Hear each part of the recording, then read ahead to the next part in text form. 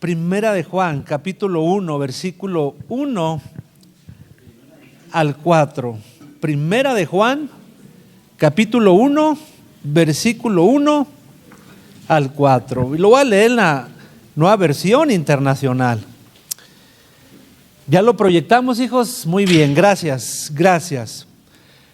Y dice la palabra del Señor: lo que era desde el principio, lo que hemos oído, lo que hemos visto con nuestros ojos, lo que hemos contemplado y palparon nuestras manos tocante al verbo de vida. Porque la vida fue manifestada y la hemos visto y testificamos y les anunciamos la vida eterna, la cual estaba en el Padre y se nos manifestó. Lo que hemos visto y oído, eso les anunciamos para que también ustedes tengan comunión con nosotros. Y nuestra comunión verdaderamente es con el Padre y con su Hijo Jesucristo. Estas cosas les escribimos para que su gozo sea cumplido. Acompáñame a orar. Padre, te damos gracias en esta mañana. Gracias porque nos permite, Señor, estar aquí aún a pesar de la comodidad de la cama, de las cobijas, Señor, quizás del cansancio, del sueño, pero venimos contentos, gozosos a glorificarte esta mañana, que tu nombre sea exaltado. Quiero pedirte, Señor, que sea tu Espíritu Santo hablando a nuestro corazón, hablando a nuestra vida. Abre nuestros oídos espirituales, nuestros ojos espirituales, nuestro entendimiento, Señor, para entender tu palabra, para comprender tu palabra. Sé tú en nosotros, sé tú en la vida de cada uno de los que estamos, Padre. En el nombre poderoso de Jesús, amén y amén. Puede tomar su lugar, tome su lugar. Si alguien tenía la autoridad para describir a la persona de Jesucristo, su vida, su ministerio, su muerte, su resurrección y su ascensión a los cielos, son los mismos apóstoles. Ellos caminaron con Él. Desde el principio que Jesús comenzó su ministerio, Él empezó a llamar a cada uno de sus apóstoles. Fueron llamados uno por uno. Cuando vemos la vida de Juan el apóstol, testigo presencial de la vida y ministerio de Jesús, que caminó desde el principio con Él, desde un inicio. Cuando leemos sus escritos, su carta, esta primera carta de Juan, vemos que Juan no hace mención de quién la escribió. Ni el Evangelio, ni el Evangelio tampoco dice y se nombra a sí mismo Juan. Y en esta carta que nosotros podemos leer, podemos ver, no hay una introducción, no hay un saludo, no hay un remitente, no hay a quién va dirigida, ni siquiera una despedida, una conclusión de la carta, a diferencia de las demás cartas del apóstol Pablo, que siempre se presenta como apóstol, o como Pedro, como a Santiago, que se presentan en la carta. Pero la historia de la iglesia primitiva afirma contundentemente que la carta fue escrita por Juan, por el apóstol Juan. Juan, el hermano de Jacobo, los hijos de Zebedeo, aquellos que Jesús llamó los hijos del trueno cuando Él dice: Señor, ¿quieres que oremos para que descienda fuego del cielo y los consuma? Por eso Jesús les llamó los hijos del trueno. Este Juan, que era de los 4 más íntimos de Jesús, si vemos el relato de cada uno de los apóstoles, como que estaban divididos en 3 grupos. Y el primer grupo era Pedro, Juan, Jacobo y Andrés. Aunque Andrés era un poco más despegado de ese grupo. Pero los 3 principales eran Pedro, Juan y Jacobo. Testigos presenciales de Jesucristo. Ellos le vieron caminar. Ellos le vieron hablar. Ellos le vieron plenamente en toda su obra, en todo su ministerio. Fueron testigos presenciales de Jesús. Aunque la epístola de Primera de Juan fue escrita a finales del primer siglo, entre el año 90 y 95, es cuando escribe Juan de edad avanzado, ya anciano él, pero aún seguía ministrando la palabra de Dios, seguía defendiendo el evangelio delante o ante los falsos maestros que se levantaban en aquella época, que salían de las mismas filas de la iglesia, que a su vez estaban pervirtiendo la enseñanza fundamental que ellos venían enseñando y que aprendieron del mismo Jesucristo. Una de las falsas doctrinas que se metieron dentro de la iglesia era el gnosticismo. Era una herejía muy peligrosa que amenazó los primeros siglos o los primeros 3 siglos de la iglesia primitiva. Promovían el dualismo, afirmando que el cuerpo era malo y que el espíritu era bueno. Y otras herejías negaban la humanidad de Jesucristo, que su cuerpo fuera real para preservarlo del mal, enseñando que era una forma o apariencia, lo que se dice que es docetismo, aparición. Eso era lo que enseñaban, queriendo desviar la fe de los que habían creído en Jesús. Otra de las herejías de ese tiempo afirmaban que el Espíritu de Cristo descendió en el momento, o el Espíritu del Cristo descendió en el cuerpo de Jesús en el momento de su bautismo, pero que le abandonó al final de la crucifixión o antes de la crucifixión. La idea de los gnósticos de que la materia era mala y el espíritu era bueno llevaba a la idea de que el cuerpo debía ser tratado ásperamente, lo que es el ascetismo, un duro trato del cuerpo, como lo dice Pablo en Colosenses, porque tenía Pablo el mismo problema, la misma dificultad. Y como lo dice, si con Cristo ustedes ya han muerto a los principios de este mundo, ¿por qué? Como si todavía pertenecieran al mundo, se someten a preceptos tales como no tomes en tus manos, no pruebes, no toques. Estos preceptos, basados en reglas y enseñanzas humanas, se refieren a cosas que van a desaparecer con el uso. Tienen sin duda apariencia de sabiduría. Con su afectada devoción, falsa humildad y severo trato del cuerpo, pero de nada sirven frente a los apetitos de la carne. Eran herejías que se estaban inmiscuyendo dentro de la iglesia para desviarlos de su fe. O el pecado cometido en el cuerpo no tenía relación o efecto en el espíritu de la persona, de tal manera que el pecado físico no importaba. Es decir, podían pecar lo que quisieran, negaban el pecado, para ellos no existía. Era permisible de tal manera que los llevaba al desenfreno total.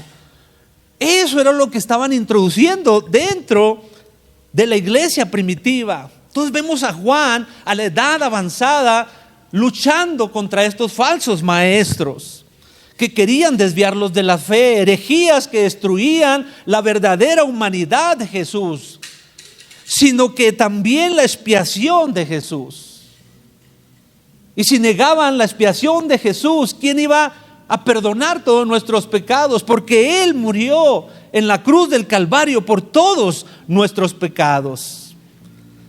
Jesús, verdaderamente hombre y verdaderamente Dios. Y Juan le reafirmaba que Él murió en la cruz por nuestros pecados, para ser el sacrificio aceptable y sustituto por el pecado, por todos los hombres. Él murió por nosotros en la cruz del Calvario.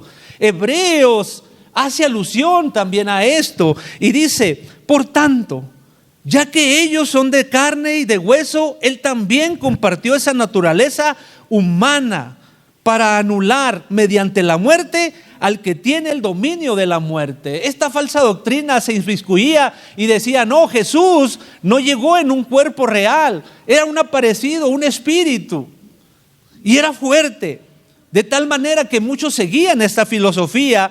Pero Juan nos enseña que el evangelio de Cristo es el mismo que comenzó hace 2000 años y el que ellos enseñaron, y es el mismo evangelio al día de hoy. No ha cambiado y no va a cambiar. Dice, y librar a todos los que por su temor a la muerte estaban sometidos a la esclavitud durante toda la vida. Pues ciertamente no vino en auxilio de los ángeles, sino de los descendientes de Abraham. Por eso era necesario que en todo se pareciera a sus hermanos, para ser sumo sacerdote fiel y compasivo al servicio de Dios, a fin de obtener el perdón de los pecados del pueblo, por haber sufrido él mismo la tentación, puede socorrer a los que son tentados.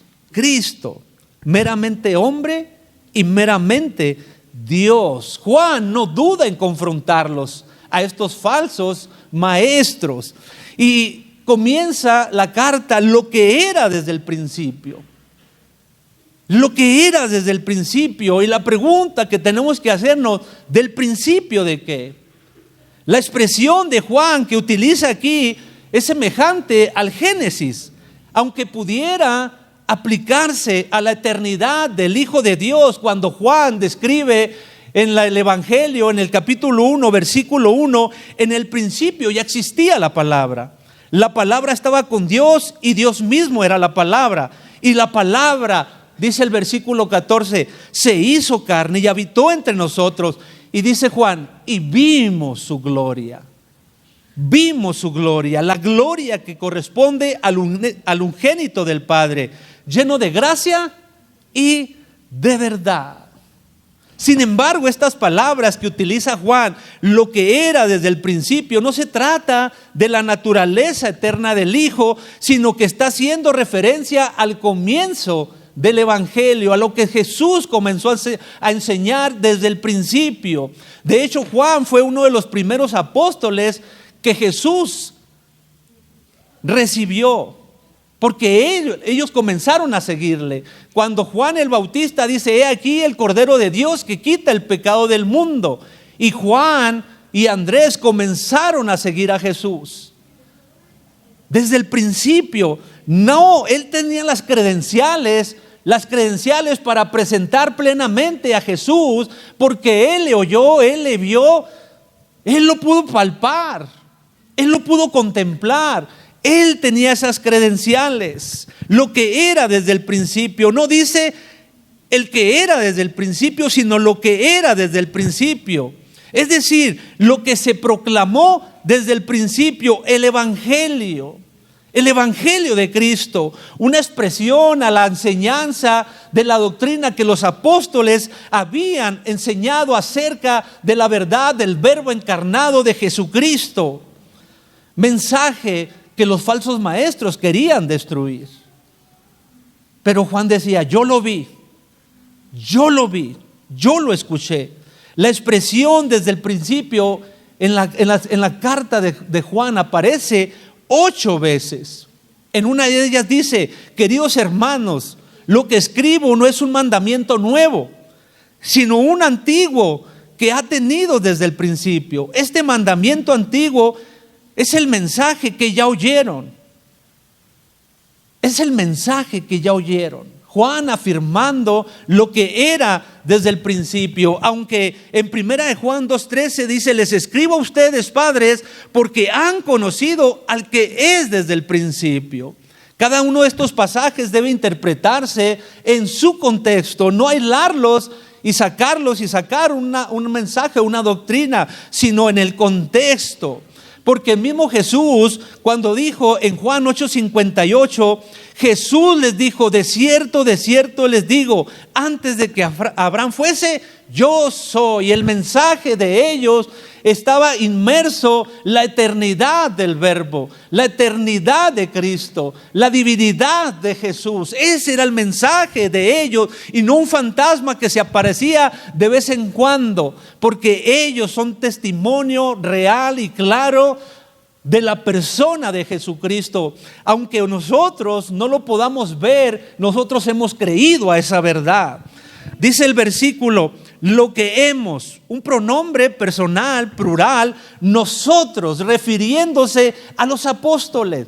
No hace una exclusión, yo lo vi, sino que todos nosotros somos testigos de lo que nosotros vimos en el principio del Evangelio. Todos los apóstoles, ellos fueron testigos presenciales de su ministerio, de la obra de Jesucristo. Le oyeron, le vieron, le contemplaron, le palparon, recordando las buenas noticias del Evangelio que deben ser predicadas hoy en este tiempo donde escuchamos tantas cosas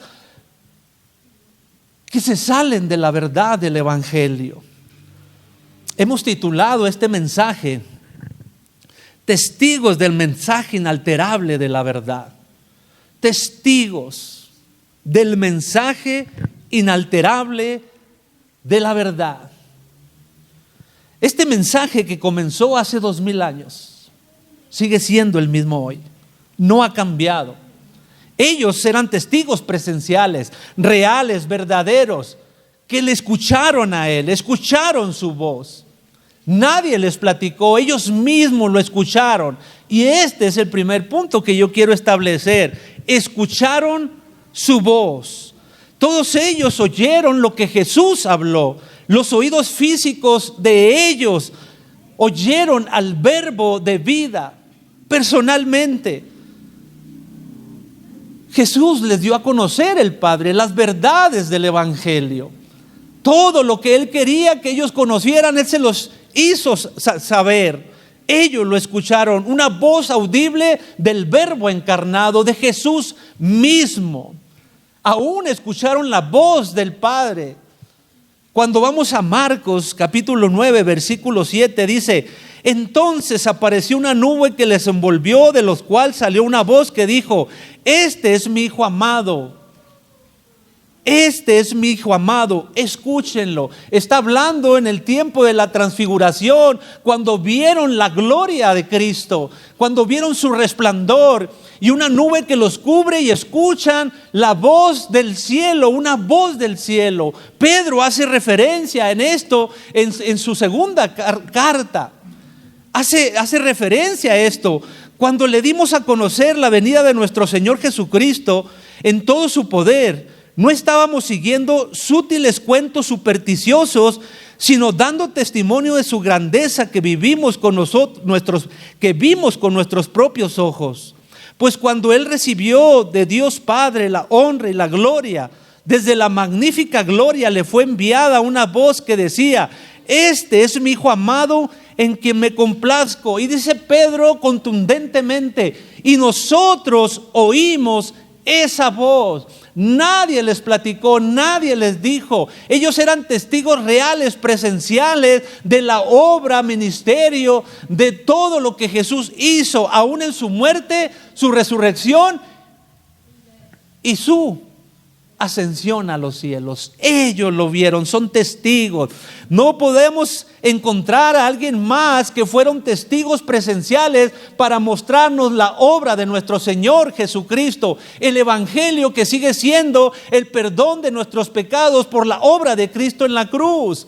Que Cristo murió conforme a las Escrituras y que resucitó al tercer día conforme a las Escrituras, y que está sentado a la diestra del Dios Padre intercediendo por todos nosotros. Ese es el mensaje central de la Escritura, porque de tal manera amó Dios al mundo que dio a su único Hijo, para que todo aquel que crea en Él no se pierda, mas tenga vida eterna. Es creer en Él. Ese es el mensaje que ellos venían dando. No es anexarle más a la obra de Cristo. La obra de Cristo es perfecta, completa, al 100, no necesita más. Es por gracia, es por la fe en nuestro Señor y Salvador Jesucristo. Y este es el mensaje que ellos estaban transmitiendo, y defendían a capa y espada cualquier otra cosa que no fuera el Evangelio de verdad, la palabra de Dios. Eran testigos presenciales, reales. Y Juan está haciendo un llamado a nuestra vida, que seamos testigos presenciales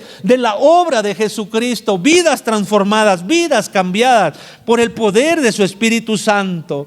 Todos escucharon la voz. Todos ellos.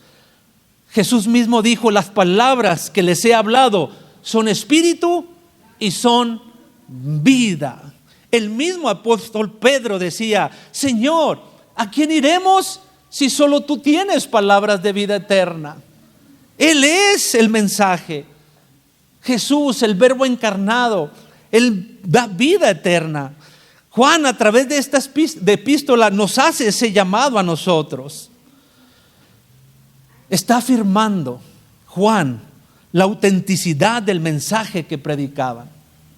No hay otro evangelio, ya que provenía directamente de la enseñanza de Jesús. En Hebreos nos dice Dios que muchas veces y de muchas maneras habló a nuestros antepasados en otras épocas por medio de los profetas. En estos días finales nos ha hablado por medio de su Hijo. A este lo designó heredero de todo y por medio de él hizo el universo. Por medio de su Hijo. En este tiempo Jesús sigue hablando a nuestra vida, a nuestro corazón. Quizás tú dices: es que Dios no me ha hablado. Bueno, cuando tú lees la palabra, Dios está hablando a tu corazón, Dios está hablando a tu vida. Sigue hablando a través de su palabra. No solamente le escucharon, sino que le vieron. Ellos eran testigos verdaderos, reales, presenciales de Jesús. No solamente le escucharon, sino que le vieron. Y dice, o quiero comenzar con este segundo punto: le vieron. Y quizás parece redondear: le vieron con sus propios ojos. Eso es lo que dice Juan: le vimos con nuestros propios ojos. Parece redondear en lo que está diciendo. Sin embargo, Juan está afirmando contundentemente que le vieron con sus propios ojos. Nadie les contó, nadie les dijo nada. Sus ojos físicos vieron al Verbo encarnado, testigo real. Y aquel Verbo, dice Juan capítulo 1 versículo 14: y aquel Verbo fue hecho carne y habitó entre nosotros, y vimos su gloria, gloria como del unigénito del Padre, lleno de gracia y de verdad. Esta declaración contundente de Juan era una estocada fuerte, profunda a los falsos maestros que decían que Jesús no había resucitado, negaban la resurrección de Cristo, y quienes negaban la humanidad de Jesucristo, que Él fuera real. Eso se movía en el primer siglo. Aún en este tiempo hay gente que niega a Jesús. Niega a Jesús, enseñando que es meramente una forma o una aparición. Pero sus discípulos fueron testigos. Y Él hace un llamado a nuestra vida para que nosotros seamos testigos de esa verdad en Jesucristo. Él se sigue mostrando a nosotros. Él sigue transformando vidas. Él sigue cambiando corazones. Él sigue hablando a nuestro corazón. Seamos testigos de lo que Él ha hecho, porque ustedes, cada uno de los que estamos aquí, cada uno de nosotros, somos un milagro de parte de Dios. Porque nuestro corazón, que siendo duro, que siendo rechazando el evangelio de Cristo, Él llegó a nuestro corazón, abrió nuestro corazón y nos puso un corazón de carne, quitando ese corazón de piedra por la obra del Espíritu Santo. Sus discípulos fueron testigos presenciales de su muerte y de su resurrección, aun cuando en el tiempo que Jesús fue crucificado y que le abandonaron, aunque algunos le seguían de lejos. Y después de la crucifixión, que fue sepultado, los discípulos fueron a esconderse porque tenían temor de los judíos. Se sentían decepcionados, defraudados, anímicamente destrozados. Las promesas que Él les había hecho parecían no haberse cumplido. Ellos habían confiado y creído que Él era el Mesías. Pero después de su muerte comenzaron a dudar. Comenzaron a tener temor, porque se sentían seguros delante de Él. defraudados, abandonados. Pero cuando María ve al Señor y le dice: ve con mis hermanos y diles que he resucitado, y cuando va con ellos, no le creyeron. Les parecía imposible que fuera a ver, que realmente hubiera resucitado. Y dice la Escritura en Lucas, mientras ellos aún hablaban de estas cosas, de la resurrección de Cristo, que ya no estaba en el sepulcro, porque Pedro y Juan corrieron a ver al sepulcro y ya no estaba su cuerpo. Los del camino de Maús, que iban decepcionados, que habían creído en Jesús, y que Jesús se pone a caminar junto a ellos. ¿Qué acontece? ¿Que eres el único forastero que no sabe lo que ha acontecido en estos días? ¿Qué aconteció? Que este Jesús, nosotros creímos que era el Mesías, pero Jesús, con ese amor, con esa gracia, les empieza a hablar desde Moisés, los profetas, los salmos, revelándoles que era necesario que el Cristo padeciese.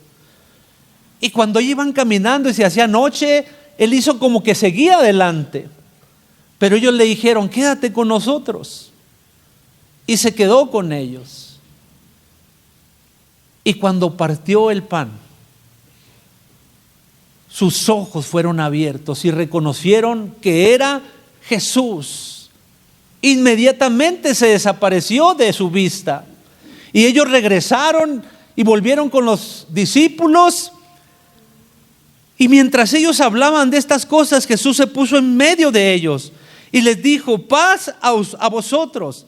Entonces, espantados y atemorizados, pensaban que veían un espíritu. La herejía que se levantaba en ese tiempo. Por eso Juan, con todas las credenciales, con todas las cartas: yo le vi, yo lo oí, yo lo contemplé, yo lo palpé. Pero Él les dijo: ¿por qué están turbados y vienen a sus corazones estos pensamientos? Miren mis manos y mis pies, que yo mismo soy. Palpad y ved, porque un espíritu no tiene carne ni huesos, como veis que yo tengo. Y diciendo esto, les mostró las manos y los pies, y cómo todavía ellos de gozo no le creían. Y estaban maravillados. Les dijo: ¿tienen algo de comer? Entonces le dieron parte de un pez asado y un panal de miel. Y Él lo tomó y comió delante de ellos. Juan estaba siendo testigos de todo esto. Aunque nosotros no le hemos visto, hemos creído en esta verdad de la palabra. No hay que añadirle más. Lo que está escrito ya está escrito para nuestro entendimiento, para nuestro conocimiento, porque las cosas ocultas le pertenecen a Dios. Pero lo que está escrito, lo que está revelado es para nosotros, para la edificación, para conocerlo más a Él. Todas las escrituras, desde Génesis a Apocalipsis, el mensaje es Cristo. La promesa es Cristo.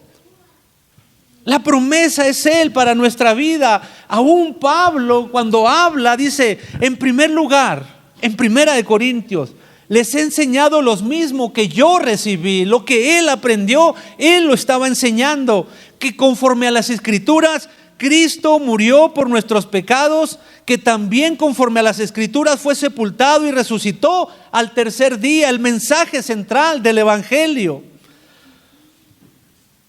Y que se apareció a Cefas, es decir, a Pedro, y luego a los 12.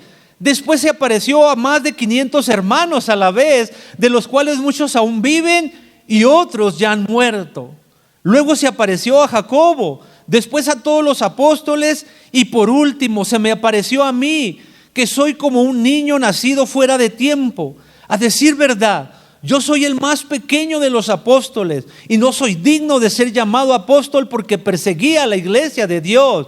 Pero por la gracia de Dios soy lo que soy, y su gracia para conmigo no ha sido en vano, pues he trabajado más que todos ellos, aunque no lo he hecho yo, sino la gracia de Dios que está conmigo. Pero ya sea que lo haga yo o que lo hagan ellos, esto es lo que predicamos y esto es lo que ustedes han creído. Ese es el evangelio. Cristo es el testimonio central del evangelio. Tú y yo no lo hemos visto, pero créeme que lo hemos sentido en nuestro corazón, en nuestra vida. Hemos sentido su amor y se cumplen las palabras que Jesús le dijo o cuando oró al Padre por sus discípulos: no te ruego solamente por estos, sino también por los que han de creer en mí por la palabra de ellos. Y Pedro nos dice: ustedes lo aman a pesar de no haberlo visto. ¿Usted ama verdaderamente a Cristo a pesar de que no lo ha visto? Ámenlo con todo su corazón. Eso es lo que las Escrituras nos están enseñando. Que Cristo sea revelado en nosotros, en nuestro corazón. Que vivamos plenamente su vida. Ustedes lo aman a pesar de no haberle visto. Y aunque no lo ven ahora, creen en Él. Y se alegran con gozo indescriptible y glorioso, pues están obteniendo la meta de su fe, que es la salvación. La salvación de nuestras vidas por medio de la fe en Cristo, para que todo aquel que en Él crea no se pierda, mas tenga vida eterna. Este mensaje es para nuestra vida. Lo seguimos creyendo, no lo hemos visto, pero lo podemos sentir porque Él perdonó nuestros pecados. Él nos lavó con su sangre preciosa. Él sigue presentándose, sigue siendo real. Él es Dios. Él es Dios. No solo le oyeron ni le vieron, o lo vieron no solamente, le contemplaron y le palparon. Y este es el punto número 3 que quiero hablar con ustedes. Lo que hemos contemplado implica no solamente ver, no es solamente ver y oír, sino observar detenidamente. Ellos lo observaron detenidamente, cada detalle de su vida. Ellos fueron testigos reales de lo que Jesús habló e hizo. Ellos lo vieron, lo contemplaron de manera profunda. Eso es lo que quiere decir contemplado. De manera profunda, detalladamente, detenidamente. No fue un encuentro casual. Vivieron con Él. Por más de 2 años vivieron con Él. Lo siguieron, le observaron detalladamente en su ministerio. Esto subraya el conocimiento de Jesús, de los mismos apóstoles. No es superficial, sino un fruto de la experiencia cercana y personal con Jesús. Esa es la invitación que Jesús hace a nuestra vida, que le podamos conocer personalmente. No se trata de llevar una religión más, de decir: oh, es que yo soy cristiano y adopto la religión del cristianismo, sino un estilo de vida que vaya transformando nuestro corazón y vayamos conociéndole más y más y más a Él. Contemplaron a Jesús al ver todo lo que hizo. Imagínense cada detalle, cada milagro, cada obra poderosa que Él hizo. Cuando aquel ciego, Jesús le recobró la vista y ellos lo vieron, le vieron. O cuando Lázaro sale del sepulcro, le vieron resucitar, vieron ese poderoso milagro, estuvieron con Él. O cuando hace la multiplicación de los panes, de 5 panes y 2 pececillos, dice la Escritura, y alimentó a más de 5,000 personas, aunque dice la escritura que eran 5,000 hombres, sin contar mujeres ni niños. Ellos le vieron, ellos le contemplaron, vieron su gloria, escucharon cada mensaje que Él mandó. Ese mensaje sigue siendo el mismo hoy y no va a cambiar, no es diferente el mensaje. Palparon con sus manos, le palparon, le tocaron. Cierra Juan la experiencia que tuvieron con Jesús, cuando describe: y las manos de nosotros le palparon. Es un hecho progresivo, hay un progreso en la vida de los apóstoles. Cuando escribe: le oímos, le vimos, le contemplamos y le palpamos. Va en progreso. Esa era la vida de ellos. Ellos tenían las credenciales para hablar la verdad acerca de Jesucristo, del mensaje central de la palabra, que Cristo, como dicen los colosenses, es suficiente para nosotros. Él lo llena todo y en todo. No hay más sino Cristo en nosotros, la esperanza de gloria. No hay que acercarle más ni agregarle más. La obra de Cristo es completa, completa en Él. Cuando Jesús le dice: mirad mis manos y mis pies, que yo mismo soy. Palpad y ved, porque un espíritu no tiene carne ni huesos, como ustedes ven que yo tengo. Se presentó de forma real. Jesús los estaba invitando a que le tocaran, que confirmaran que era su mismo cuerpo y no un fantasma. Y Juan estaba recalcando esa parte de su vida, de lo que él había experimentado. Aún Tomás, el incrédulo, cuando él dice, cuando los demás apóstoles le dicen: hemos visto al Señor, le hemos visto. Y dice el pasaje: mientras no vea yo las marcas de los clavos en sus manos, y meta mi dedo en las marcas y mi mano en su costado, no lo creeré, repuso Tomás. Una semana más tarde estaban los discípulos de nuevo en la casa, y Tomás estaba con ellos. Aunque las puertas estaban cerradas, Jesús entró y, poniéndose en medio de ellos, los saludó: la paz sea con ustedes. Luego dijo a Tomás: pon tu dedo aquí y mira mis manos. Acerca tu mano y métela en mi costado. Y no seas incrédulo, sino hombre de fe. Y Tomás dice: Señor mío y Dios mío, reconociendo la gloria de Cristo, la deidad de Cristo, reconociéndole como Dios. Exclamó Tomás, dice: porque me has visto, has creído, dijo Jesús. Dichosos los que no han visto y sin embargo creen. Y es un llamado que Dios hace a nuestra vida, que entendamos y conozcamos al Verbo de vida que se hizo carne, a Jesucristo, que Él es real, que Él vive, que Él sigue transformando vidas, que Él sigue transformando corazones, que Él sigue transformando matrimonios, que Él sigue sacando la esclavitud al hombre, rompiendo cadenas. Él lo sigue haciendo en nuestras vidas y lo seguirá haciendo por siempre. Él lo va a hacer, el Verbo de vida. Todo lo que Juan predicaba y enseñaba era referente a Jesús. El Verbo de vida, la palabra se hizo carne. Qué tremendo el testimonio de Juan, comenzando con esta parte de la carta, dando testimonio de la verdad que es en Cristo Jesús. Que Cristo, Dios por medio de Cristo otorga la vida eterna al hombre mediante su Hijo Jesucristo. Dios nos otorga la vida eterna. Juan sigue diciendo: porque la vida fue manifestada y la hemos visto y testificamos lo que hemos visto y oído, eso les anunciamos, para que también ustedes tengan comunión con nosotros. Ese es el resultado de creer en Jesús, que tengamos comunión unos con otros.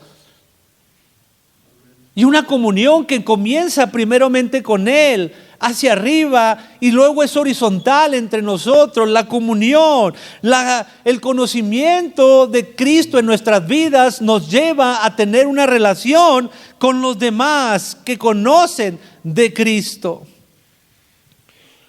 Y nuestra comunión, dice, verdaderamente es con el Padre y con su Hijo Jesucristo. Estas cosas les escribimos para que su gozo sea cumplido. Todo esto trae gozo a nuestro corazón. La comunión con el Padre, la comunión con los hermanos dentro de la iglesia trae gozo a nuestro corazón. Debería traer gozo, porque así lo establece la palabra. Y es un gozo que a pesar de las circunstancias, a pesar de lo que sucede, a pesar de lo que pueda pasar, es un gozo que permanece en nuestro corazón. Este es el mensaje de vida eterna que Juan está hablando. No hay nadie más en el mundo, absolutamente nadie, ni en el universo, que otorgue la vida eterna, sino solo por medio de Jesucristo. Los gnósticos decían, es que sí es Cristo y esto también. Hay que meter esto. El conocimiento para ellos era lo mejor y no había nadie mejor que ellos en conocimiento, y nadie podía entrar a esa experiencia espiritual si no fuera por el conocimiento. Solo ellos podían tenerlo. Y Juan les decía, no, para todo aquel que en él crea no se pierda, mas tenga vida eterna. Cristo es el Verbo encarnado y nosotros le vimos. El mismo Jesús, solo por Él. Solo por Él. Yo soy el camino, la verdad y la vida. Nadie va al Padre si no es por mí. Yo soy la puerta de las ovejas. Yo soy la luz del mundo. Yo soy el pan de vida. Yo soy la resurrección y la vida. Yo soy el buen pastor. Solo por medio de Jesús. No hay otro hombre dado a los hombres en esta tierra en que podamos alcanzar la salvación, sino por medio de Jesucristo. El que tiene al Hijo tiene la vida. El que no tiene al Hijo no tiene la vida. Y quiero concluir con esto, y quiero invitar a los de alabanza. El propósito de Juan es que cada creyente tenga comunión íntima, de compañerismo con todos los que han creído verdaderamente en Jesucristo. Y no solo entre los creyentes, sino vertical con el Padre, con su Hijo y con el Espíritu Santo. La comunión con Dios debe producir una clara evidencia en nuestra vida de que Cristo está siendo formado en nosotros. Hay una evidencia plena. No hablo de mujeres y hombres perfectos, sino hombres y mujeres que han sido lavados con la sangre de Cristo, que han sido perdonados y que estamos siendo transformados. Porque la vida eterna es común para todos los creyentes. Y consiste en el conocimiento vivencial y experimental y personal de Dios y de Jesucristo, que murió por nosotros en la cruz del Calvario para perdonar todos nuestros pecados y darnos la vida eterna, la cual estaba en el Padre, y dice, y se nos manifestó. Todo esto debe ser motivo de gozo. Que usted se goce porque es hijo de Dios, que Él nos prometió la vida eterna y Él nos va a dar la vida eterna, que cuando partamos de aquí le vamos a ver a Él. Eso es motivo de gozo, porque nuestra vida es un momento aquí, un microsegundo en la eternidad que vamos a estar con Él. Y el gozo que Él otorga es a manos llenas, es a abundancia, es inagotable. Juan nos está enseñando que solo a través de Jesucristo podemos alcanzar la vida eterna. Y la vida eterna que estaba en el Padre y se nos manifestó por medio de su Hijo. Y aquel Verbo, dice la Escritura, fue hecho carne y habitó entre nosotros, y vimos su gloria. Gloria como del unigénito del Padre, lleno de gracia y de verdad. Sigamos buscándole, sigamos caminando con Él. Solo es Cristo, Es Cristo en nosotros, la esperanza de gloria. Mientras nos ayudan a un canto, hijos, ¿sí? ¿Cuál vamos a cantar? Muy bien, mientras cantamos este canto, yo quiero que mediten esta palabra y entender que Jesucristo sigue llamando a nosotros para ser testigos fieles de la verdad del Evangelio, de que lo que Cristo predicó y enseñó a sus discípulos es lo mismo hoy. Incline su rostro y ore junto conmigo. Señor, Cristo Jesús, nosotros queremos ser testigos de tu verdad. Cristo Hemos Jesús, creído en ti y no hay nadie más, Señor, en este mundo ni en ningún otro lado en que pueda traer salvación a nuestras vidas. Y tú te has manifestado a nosotros por medio del Evangelio, por medio de la palabra. Y hemos creído a esta verdad, que moriste en la cruz del Calvario, conforme a las Escrituras,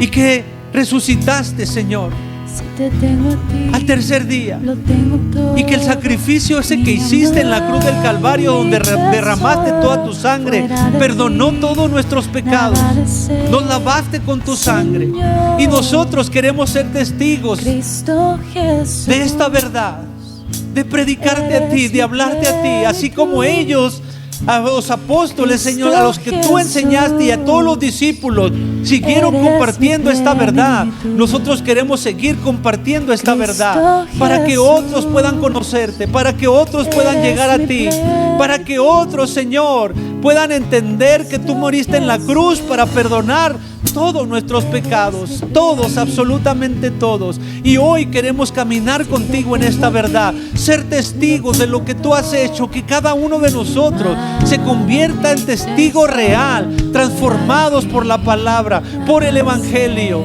Gracias, Señor, y que nosotros podamos vivir una vida plena en la comunión contigo y en la comunión con la iglesia.